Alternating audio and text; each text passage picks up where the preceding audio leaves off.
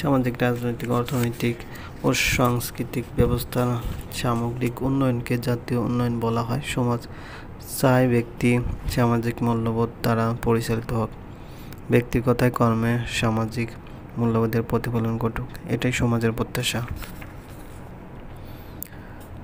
দুর্নীতি রোধ করতে সুশাসনের জন্য প্রয়োজন স্বচ্ছতা। দুর্নীতি বৃদ্ধি, উন্নয়ন বাধাগ্রস্ত ও সমাজে অগ্রজদের দাপট বেড়ে যায়। দুর্নীতির বিচার না হলে রাষ্ট্র এবং জনগণের মধ্যে সম্পর্কের নির্দেশক সুশাসন। দুর্নীতি, রাজনৈতিক অস্থিতিশীলতা ও অদক্ষ নেতৃত্ব হল সুশাসন প্রতিষ্ঠার অন্যতম প্রতিবন্ধকতা।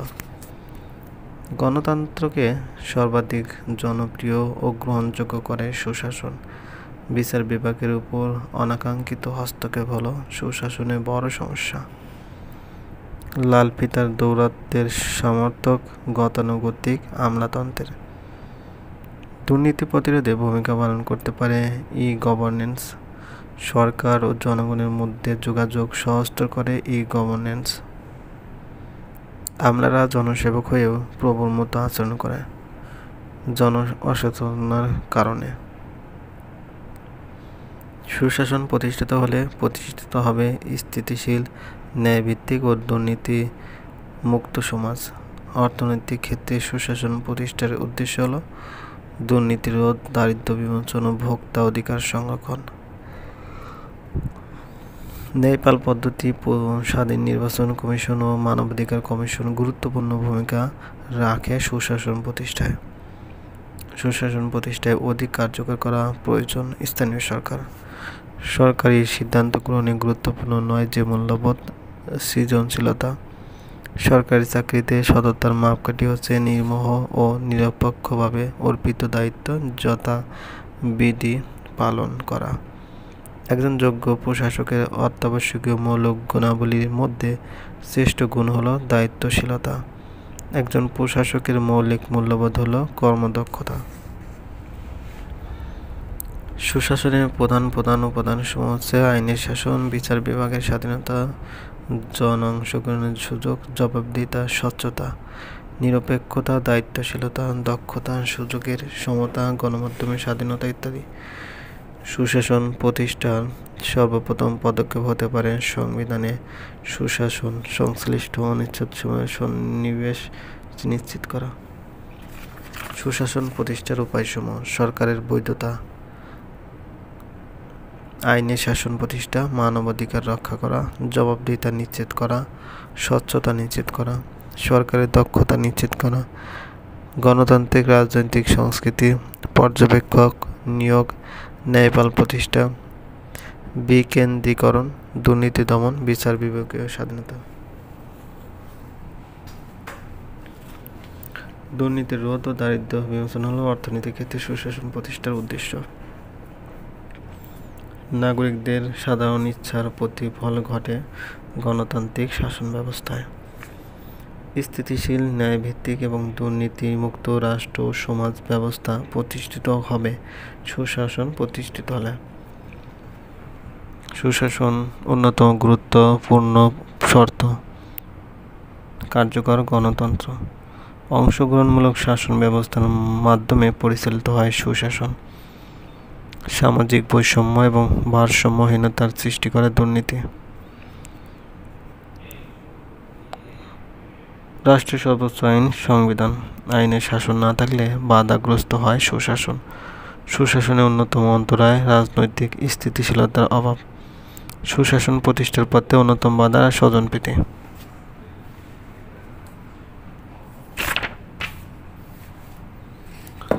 দুর্নীতি রোধ করতে সুশাসনের জন্য প্রয়োজন স্বচ্ছতা। আইনের শাসনের জন্য প্রয়োজন ন্যায়পরায়ণ আচরণ, নিপীড়ন মুক্ত স্বাধীন পরিবেশ এবং নিরপেক্ষ স্বাধীন বিচার বিভাগ। রাজনীতিতে সামরিক হস্তক্ষেপ দেখা দেয় এশিয়া, আফ্রিকা ও ল্যাটিন আমেরিকায়। গণতন্ত্র, আইনের শাসন, মানবাধিকার ভুলুণ্ঠিত এবং গণতান্ত্রিক প্রতিষ্ঠানকে ধ্বংস করে ফেলা হয় সামরিক শাসনে। ধর্মীয় মূল্যবোধের অভাবে মানুষের ও ধর্মীয় মূল্যবোধের অভাবে মানুষের মধ্যে উগ্র সাম্প্রদায়িকতা দেখা দেয়। মূল্যবোধের অভাবে সমাজে অপরাধ বৃদ্ধি পায়, যেমন ইভটিজিং। মূল্যবোধের অভাবে দেশ দুর্নীতি ও অনিয়মের প্রকোপ বেড়ে যায়। মূল্যবোধের অভাবে মানুষ আত্মপরিচয় বিস্মৃত হয় এবং নিজের আত্মমর্যাদাবোধ হারিয়ে ফেলে, ফলে জাতি দিকভ্রান্ত হয়। মূল্যবোধের অনুপস্থিতি পরিবার, সমাজ ও রাষ্ট্রের মধ্যে যে সম্পর্ক তা নষ্ট করে ফেলে। যৌতুক প্রথা, নারীর প্রতি সহিংস আচরণ, বাল্যবিবাহ, বহুবিবাহ প্রভৃতি সামাজিক কুপ্রথা হল মূল্যবোধ শিক্ষার অভাবজনিত ফল। মূল্যবোধ শিক্ষার অভাব আইনের শাসন প্রতিষ্ঠার ক্ষেত্রে বাধা হিসেবে কাজ করে। মানুষ দায়িত্ব কর্তব্য সম্পর্কে উদাসীন হয়ে যায় এবং তারা তাদের দায়িত্ব কর্তব্য সার্বিকভাবে পালন করতে পারে না। মূল্যবোধ শিক্ষার অভাবে মূল্যবোধের অনুপস্থিতি পরিবার, সমাজ ও রাষ্ট্রের মধ্যে যে সম্পর্ক তা নষ্ট করে ফেলে। মূল্যবোধের শিক্ষা মানুষকে শৃঙ্খলাবোধের শিক্ষা দেয়, যা মানুষের মানবিক মূল্যবোধগুলোকে সুদৃঢ় করে, সমাজ জীবনীকে উন্নত ও প্রগতির পথে নিয়ে যায়। আইনের শাসন মূল্যবোধের একটি গুরুত্বপূর্ণ উপাদান, যা প্রতিষ্ঠিত হলে সমাজ ও রাষ্ট্র সুশাসন বিরাজ করে।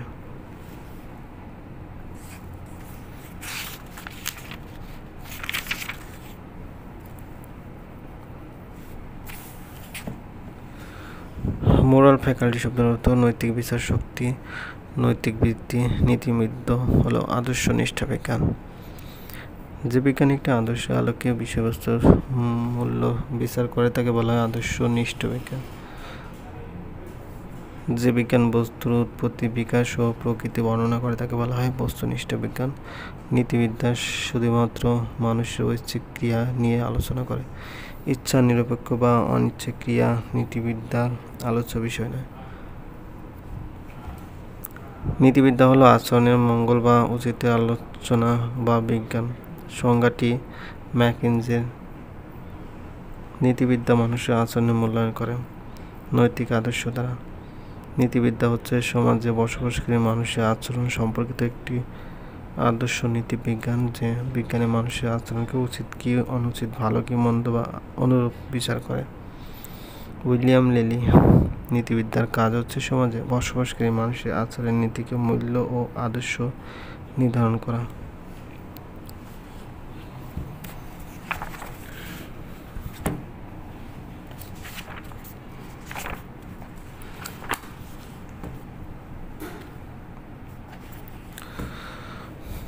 বিস্তীর্ণ বিশাল পানির রাশিকে বলে মহাসাগর। পৃথিবীতে মোট মহাসাগর 5টি। মহাসাগর চেয়ে আয়তনে ছোট পানির রাশিকে বলে সাগর। 3 দিকে স্থল দ্বারা বেষ্টিত পানির রাশিকে বলে উপসাগর। 4 দিকে স্থল দ্বারা বেষ্টিত প্রাকৃতিক পানির রাশিকে বলে হ্রদ। পৃথিবীর বৃহত্তম গভীরতম মহাসাগর প্রশান্ত মহাসাগর। বৃহদাকার ত্রিভুজের মতো আকৃতি প্রশান্ত মহাসাগর। সুপেরিয়র, মিশিগান, হুবরন, ইরি, অন্টারিড এই 5টি হ্রদকে একত্রে বলে গ্রেট লেকস। অবস্থিত যুক্তরাষ্ট্রে। পৃথিবীর বৃহত্তম হ্রদ কাস্পিয়ান সাগর। অবস্থান এশিয়ায়। পৃথিবীর গভীরতম হ্রদ বৈকাল হ্রদ। আন্তর্জাতিক নদী বলা হয় দানিউব নদীকে। বিশ্বের ক্ষুদ্রতম নদী ডি রিভার, যুক্তরাষ্ট্র। টাইগ্রিস নদী পতিত রয়েছে পারস্য উপসাগরে। শাতিল আরব অবস্থিত দজলা ও ফোরাত কেন্দ্রিক। টাইগ্রিস ও ইউফ্রেটিস নদীর পূর্ব নাম দজলা ও ফোরাত। অ্যামাজন পতিত হয়েছে আটলান্টিক মহাসাগরে। সবচেয়ে বড় নদী মিসিসিপি, যে মহাদেশে অবস্থিত আমেরিকা। আমদুরিয়া নদীর উৎপত্তিস্থল পামির মালভূমি। পৃথিবীর বৃহত্তম প্রশস্ততম নদী হলো অ্যামাজন। অ্যামাজন পতিত হয়েছে আটলান্টিক মহাসাগরে। এটি দক্ষিণ আমেরিকার দীর্ঘতম নদী। অ্যামাজন নদীর অববাহিকার বনভূমি সেলভা ভূমি। পৃথিবীর গভীরতম স্থান প্রশান্ত মহাসাগর। Mariana Trench, Great Barrier Reef অবস্থিত প্রশান্ত মহাসাগরে। ডেড সি বা মৃত সাগর অবস্থিত জর্ডানে। বিশ্বের সবচেয়ে গভীরতম সাগর ক্যারিবিয়ান সাগর।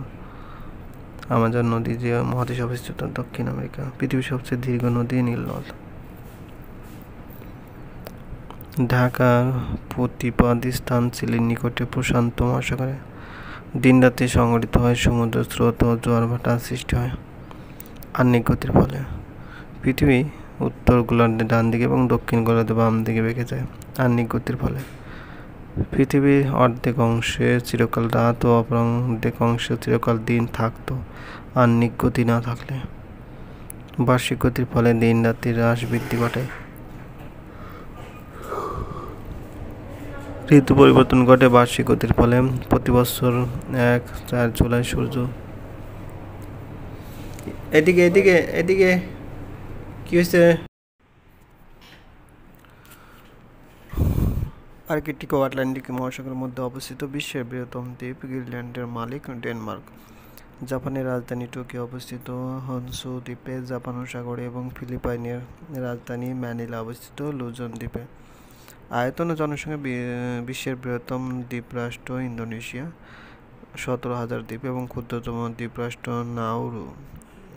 মাদাগাস্কার দ্বীপ অবস্থিত ভারত মহাসাগরে। হিস্পানিয়া দ্বীপ ক্যারিবিয়ান সাগরে।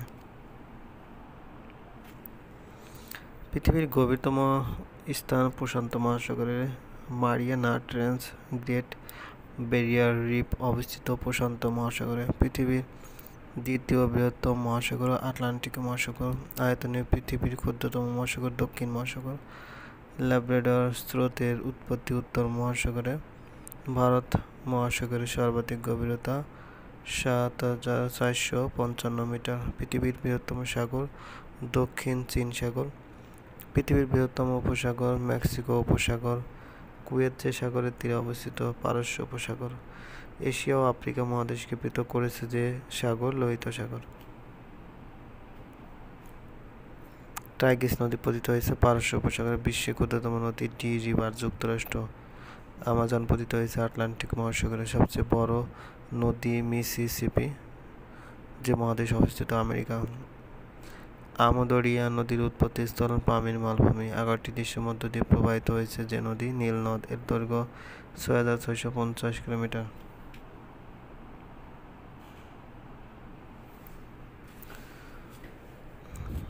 বিস্তীর্ণ বিশাল পানিরাশিকে বলা হয় মহাসাগর। পৃথিবীতে মোট মহাসাগর 5টি। মহাসাগরের চেয়ে আয়তনে ছোট পানিরাশিকে বলে সাগর। 3 দিক স্থল দ্বারা বেষ্টিত পানিরাশিকে বলে উপসাগর। 4 দিক স্থল দ্বারা বেষ্টিত প্রাকৃতিক পানিরাশিকে বলে হ্রদ। পৃথিবীর বৃহত্তম গভীরতম মহাসাগর প্রশান্ত মহাসাগর। ব্যাকটেরিয়া প্রোক্যারিওট শ্রেণীভুক্ত। 21শে মার্চ উত্তর গোলার্ধের বসন্তকালে একে বাসন্ত বিষ্ণু বলে। 23 সেপ্টেম্বর উত্তর গোলার্ধের শরৎকালে একে শারদ বিষ্ণু। উত্তর গোলার্ধের দীর্ঘতম দিন এবং ক্ষুদ্রতম রাত 21 জুন।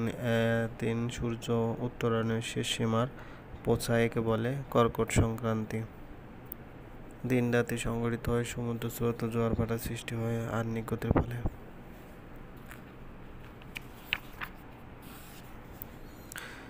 মির মোহাম্মদ হানিফ ফ্লাইওভার দৈর্ঘ্য 11.8 kilometre. M A Mannan flyover 1.33 kilometre. Mohakhali flyover 1.02 kilometre 1.9 kilometre এবং কুড়িল ফ্লাইওভার 3.1 কিলোমিটার।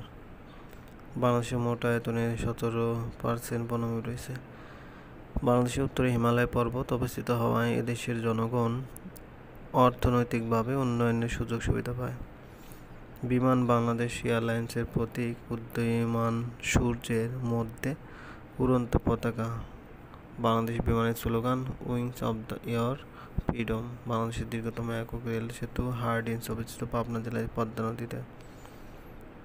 বাংলাদেশের সড়ক পথের উন্নয়নের জন্য যে সংস্থা কাজ করে বাংলাদেশ রোড ট্রান্সপোর্ট অথরিটি। সাগরকন্যা বলা হয় সূর্যোদয় ও সূর্যাস্তের দর্শনীয় স্থান কুয়াকাটা পটুয়াখালী। অপরপক্ষে সাগরদ্বীপ বলা হয় ভোলাকে।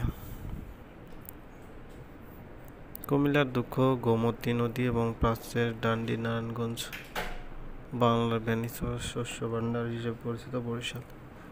12 আউলিয়ার দেশ চট্টগ্রাম এবং 360 আউলিয়ার দেশ সিলেট। বাংলাদেশের প্রবেশদ্বার ও বাণিজ্যিক রাজধানী চট্টগ্রাম। আয়তনে বাংলাদেশের সবচেয়ে বড় বিভাগ চট্টগ্রাম। বাংলাদেশের প্রাচীনতম শহরের নাম পুন্ড্রবর্ধন, বর্তমান নাম মহাস্থানগড়, যার অবস্থান বগুড়া জেলার করতোয়া নদীর উপর। বাংলাদেশের মোট সীমান্ত দৈর্ঘ্য ৪,৪১১ কিলোমিটার, ভারতের সাথে ৩,৭১৫ কিলোমিটার। বাংলাদেশের সাথে সীমান্ত সংযোগ রয়েছে ভারত ও মিয়ানমারের সাথে বাংলাদেশের সীমান্ত জেলা রাঙ্গামাটি, বান্দরবান ও কক্সবাজার।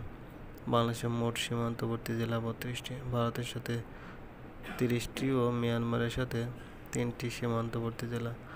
রাঙ্গামাটি জেলা ভারত ও মিয়ানমার উভয়ের সাথে সীমান্তবর্তী। যে বিভাগের সাথে কোনো সীমান্ত সংযোগ নেই, বরিশাল ও ঢাকা। ছিটমহল হলো একটি দেশের অভ্যন্তরের আরেকটি দেশের বিচ্ছিন্ন ভূখণ্ড। ভারতের ভিতরে বাংলাদেশে ৫১টি এবং বাংলাদেশের ভিতরে ভারতের ১১১টি ছিটমহল ছিল। ভারতের অধিকাংশ ছিটমহল ছিল বাংলাদেশের লালমনিরহাট। ৪৯টি ছিটমহল বিনিময় হয় ৩১ জুলাই ২০১৫।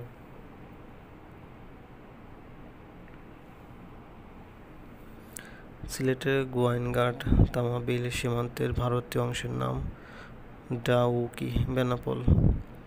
বাংলাদেশের সর্বোচ্চ পর্বতশৃঙ্গ তাজিংডং বিজয়, উচ্চতা ১২৩১ মিটার। দ্বিতীয় সর্বোচ্চ বাংলাদেশের সীমান্ত ভারতের পশ্চিমবঙ্গ রাজ্যের জেলা ৯টি, এগুলো হলো মুর্শিদাবাদ, নদিয়া, উত্তর ২৪ পরগনা, মালদা, উত্তর দিনাজপুর, দক্ষিণ দিনাজপুর, জলপাইগুড়ি, কোচবিহার ও দার্জিলিং। বাংলাদেশের সীমান্তবর্তী ভারতের পশ্চিমবঙ্গ রাজ্যের জেলা। বাংলাদেশের সীমান্তবর্তী ভারতের পশ্চিমবঙ্গ রাজ্যের জেলা ৯টি, এগুলো হলো মুর্শিদাবাদ, নদিয়া, উত্তর ২৪ পরগনা, মালদা, উত্তর দিনাজপুর, দক্ষিণ দিনাজপুর, জলপাইগুড়ি, কোচবিহার ও দার্জিলিং। চন্দ্রনাথ পাহাড় চট্টগ্রামের সীতাকুণ্ডের, চিম্বক পাহাড় বান্দরবান এবং লালমাই পাহাড় কুমিল্লায় অবস্থিত। হালদা সাঙ্গু বেঙ্গি উপত্যকা অবস্থিত চট্টগ্রাম, খাগড়াছড়ি, চট্টগ্রাম ও রাঙ্গামাটি জেলায়। বাংলাদেশে বলা হয় ৬ ঋতুর দেশ, নদীমাতৃক দেশ, ভাটির দেশ, সোনালী আঁশের দেশ। ঢাকাকে বলা হয় মসজিদের শহর, রিকশার নগরী। বাংলাদেশের সাথে সীমান্ত সংযোগ রয়েছে ভারত ও মিয়ানমারের সাথে বাংলাদেশের সীমান্ত জেলা রাঙ্গামাটি, বান্দরবান ও কক্সবাজার। বাংলাদেশের মোট সীমান্তবর্তী জেলা ৩২টি, ভারতের সাথে ৩০টি এবং মিয়ানমারের সাথে ৩টি সীমান্তবর্তী জেলা। রাঙ্গামাটি জেলা ভারত ও মিয়ানমার উভয়ের সাথে সীমান্তবর্তী। যে বিভাগের সাথে কোনো সীমান্ত সংযোগ নেই, বরিশাল ও ঢাকা।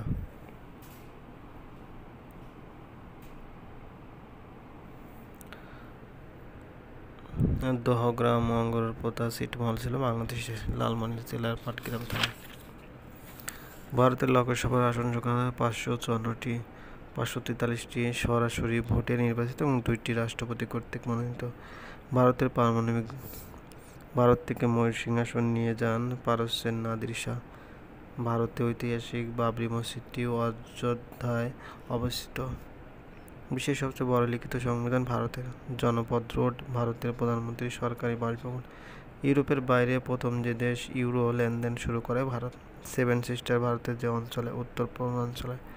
বিখ্যাত কুতুব মিনার অবস্থিত ভারতের দিল্লিতে। ভারত ও পাকিস্তানের মধ্যে বিখ্যাত সিমলা চুক্তি স্বাক্ষরিত হয় ১৯৭২ সালে। হিমালয় পর্বতমালা অবস্থিত ভারত ও নেপাল। লাদাখ নিয়ে বিরোধ রয়েছে ভারত ও চীনের মধ্যে। এটি ভারতের সীমানায় অবস্থিত বৌদ্ধ সংখ্যাগরিষ্ঠ অঞ্চল। ভারত ও নেপালের মধ্যকার অমীমাংসিত সীমানা কালাপানি। ভারত ও নেপালের মধ্যকার অমীমাংসিত সীমানা কালাপানি লাল করিডোর অবস্থিত ভারতে। ঐতিহাসিক বাবরি মসজিদের অবস্থান ছিল ভারতের উত্তরপ্রদেশে। আলিগড় অবস্থিত ভারতের উত্তরপ্রদেশে। ভারতের জাতির জনক বলা হয় মহাত্মা গান্ধীকে। ভারতের মোট রাজ্য ২৯টি। মধ্য এশিয়ার দেশগুলো অন্তর্ভুক্ত ছিল সোভিয়েত ইউনিয়নের। প্রাচীনকালে পারস্য নামে পরিচিত ছিল। ইরান, লাক্ষদ্বীপ ও মালদ্বীপ অবস্থিত আরব সাগরের দক্ষিণ পূর্ব অংশে। এশিয়ার দীর্ঘতম পর্বতমালা হিমালয় পর্বতমালা। এশিয়ার একমাত্র খ্রিস্টান রাষ্ট্র ফিলিপাইন এবং বৌদ্ধ রাষ্ট্র শ্রীলঙ্কা। এশিয়া মহাদেশের বৃহত্তম সমভূমি পশ্চিম সাইবেরিয়া সমভূমি। এশিয়া মহাদেশে প্রায় মধ্যভাগ দিয়ে গিয়েছে ৯০ ডিগ্রি পূর্ব দ্রাঘিমা রেখা। এশিয়ার দক্ষিণ ভাগ দিয়ে অতিক্রম করেছে বিষ্ণু রেখা। ইউরোপ মহাদেশের সাথে স্থল দ্বারা এশিয়া মহাদেশ যুক্ত হওয়ায় এশিয়া ও ইউরোপকে ইউরেশিয়া বলা হয়।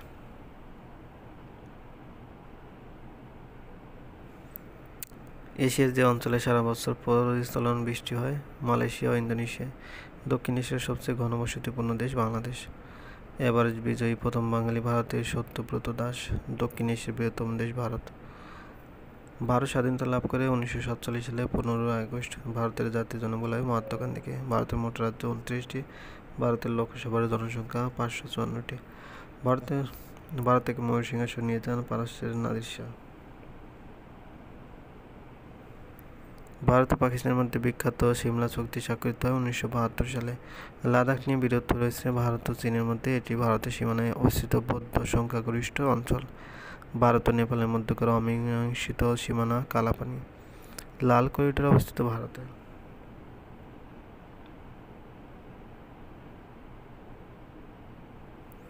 দক্ষিণ এশিয়ার বৃহত্তম দেশ ভারত।